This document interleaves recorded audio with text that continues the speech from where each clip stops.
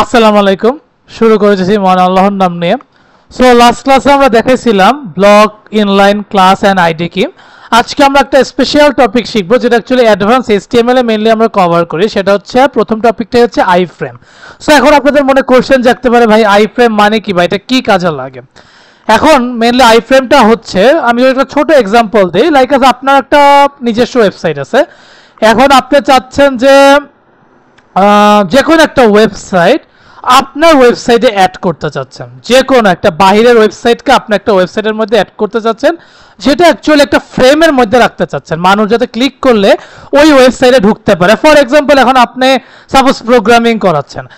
এখন আপনার প্রোগ্রামিংটা হয়তো বা মানুষ ওয়েবসাইটে যে দেখতেছে, মানুষ হয়তো আপনারটা খুব একটা পছন্দ করছে না, কিন্তু আপনি কি করেন, আপনার ওয়েবসাইটটা যাতে ভিজিট করতে হয় তার জন্য আপনি কি করলেন, লাইক অ্যাজ প্রোগ্রামিং হিরো বা যেটাই বলেন না কেন, এরকম একটা প্রোগ্রামিং চ্যানেলকে আপনার ওয়েবসাইটে আপনি একটা ফ্রেমের মধ্যে রেখে দিচ্ছেন, যাতে মানুষ ওইখানে যে ক্লিক করলে ওয়েবসাইটে সরাসরি যেতে পারে।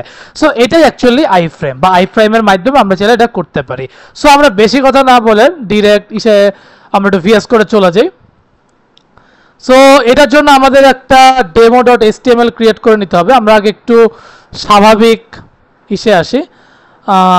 ওকে, এটা যারা না পারবেন না, আমি তা খালি বলে দিই, জাস্ট শিফট ধরে 1 চাপবেন, এরপর জাস্ট এন্টারে চাপ দিয়ে দিবেন, তাইলেই চলে আসবে। ঠিক আছে, একেবারে চলে আসবে। এনিওয়েজ, সো এখন আমি এখানে সাপোজ H1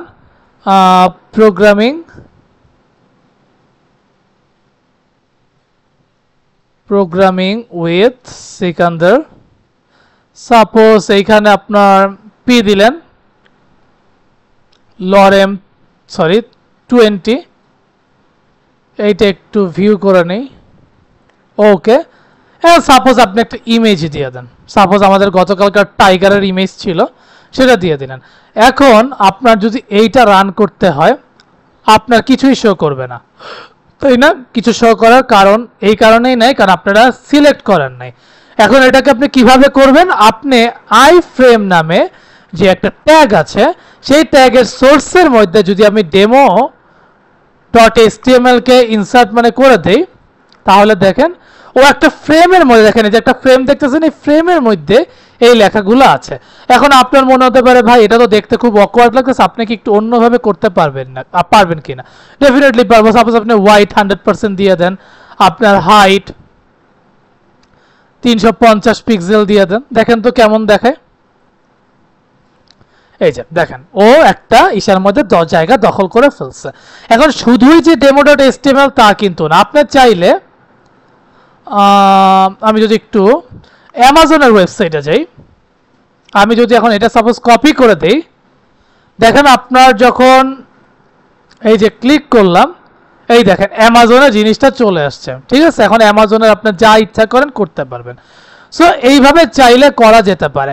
এখন আরেকটা ভাবেও করা সম্ভব, সাপোজ আপনার demo.html থাকুক, এটা নিয়ে আমার কোনো প্রবলেম নাই। এখন আপনার ফর এক্সাম্পল আপনার ওই অ্যামাজনের ওয়েবসাইটটাই দরকার, এটা আপনি কি করবেন, আই ফ্রেমের মাধ্যমেই দেখতে চাইতেছেন। তাহলে এর জন্য আপনার কি করতে হবে, সাপোজ নেম বলে একটা ট্যাগ আছে যার নাম হচ্ছে সিকান্দার, সাপোজ আপনি দিয়ে দেন সিকান্দার। আর এখন আপনি বললেন যে কি বলবেন, শো দ্য রেজাল্ট, সাপোজ দিয়ে দিলেন এখানে শো দ্য রেজাল্ট।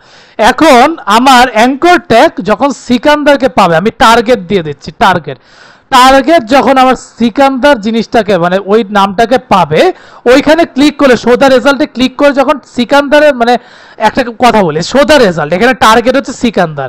এখন শো দ্য রেজাল্ট আমি যখনই চাপ দিব, আই ফ্রেম এই জিনিসটা শো করবে। বুঝতে পারছি? সো আমি তাও একটু দেখাই দিই আপনাদেরকে, এই যে কপি পেস্ট করে দিই, এই যে শো দ্য রেজাল্ট। এখন তো আমার আগে demo.html দেখাচ্ছে, আমি যখনই শো দ্য রেজাল্টে ক্লিক করব, ও আমাকে আরেকটা ট্যাবে যে এই যে আমাকে কি দেখাচ্ছে, এই জিনিসটা দেখাচ্ছে। ওকে, এই যে আমাকে অ্যামাজনের ভিতরে নিয়ে গেছে, কিন্তু তার আগ পর্যন্ত কিন্তু এটা ছিল না।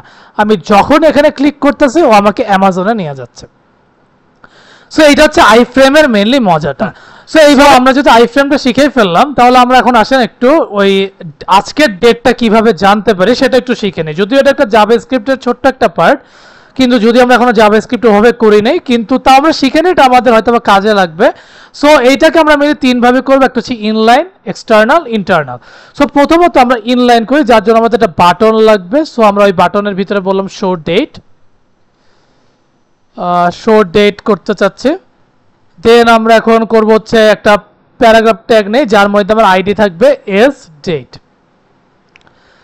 এখন আমি সাপোজ ওই যেটা বলবো, সবার আগে টাইপ হবে বাটন, অ্যান্ড এটার অন ক্লিক নামে একটা ফাংশনের নাম আছে, যার নাম দিলাম। এখন এইখানে আমাদের একটা যেভাবে আনতে হবে, যেটা অ্যাকচুয়ালি জাভাস্ক্রিপ্টের মাধ্যমে আনতে হয়, document dot get element by ID, একটা সিঙ্গেল কোটেশনের মধ্যে S date dot inner HTML equal date. Sorry, এইটা যদি যে এখন আমি ক্লিক করি, ওপেন ইন ডিফল্ট ব্রাউজার, আমার আজকের ডেটটা দেখাই দিল। এটা কিন্তু মেইনলি ইনলাইন। কিন্তু যখন আমরা এটাকে ইন্টারনাল ওয়েতে করবো, এখন ইন্টারনাল ওয়েতে করার জন্য আমাদের কি করা লাগতে পারে, সাপোজ আমি এটা একদম মুছে দিই। ইন্টারনালের জন্য যেমন আমরা যখন ইন্টারনালি স্টাইলিং করতাম তখন আমরা হেডের মধ্যে দিতাম, কিন্তু যখন আমরা ইন্টারনাল জাভাস্ক্রিপ্ট করব তখন আমাদেরকে মেইনলি স্ক্রিপ্টটা বডি ট্যাগের মধ্যে দিতে হবে। সো এটার মধ্যে আমরা কি করবো, একটা ফাংশন নিব, ফাংশনের নাম দিব হচ্ছে like a show date. Then আমরা এখানে সাপোজ সেম জিনিসটাই কপি করব, document dot get element by id, then ব্র্যাকেটের মধ্যে সাপোজ দিব কোটেশন দিয়ে s date dot inner HTML equal date.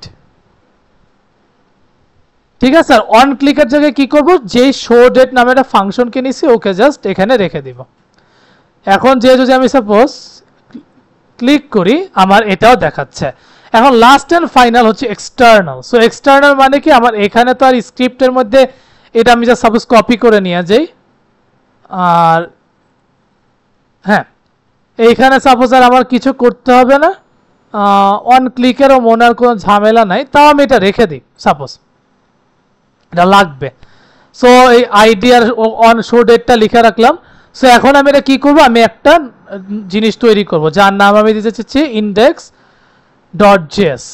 এখন ইন্ডেক্স ডট জেএস আমি সাপোজ এই ফাংশনটাই চাচ্ছি, যেহেতু আমি এই ফাংশনটাকে জাস্ট কপি করে নিলাম, আর ইন্ডেক্স ডট HTML এর মধ্যে যা আছে তাই থাকবে, জাস্ট স্ক্রিপ্টের এখানে আমি কি করব, সোর্স দিয়ে দিব, যার মধ্যে হবে ইন্ডেক্স ডট জেএস। ঠিক আছে, এটা গেল এক্সটার্নাল। এখন যদি আমি আবার রিফ্রেশ করি, আমি আবারও শো ডেটে চাপ দিই, আমার আবার চলে আসছে। সো ইন্টারনাল, এক্সটার্নাল আর ইনলাইন ভাবে আমরা করে দেখলাম যে কিভাবে অ্যাকচুয়ালি আমরা ডেট শো করতে পারি।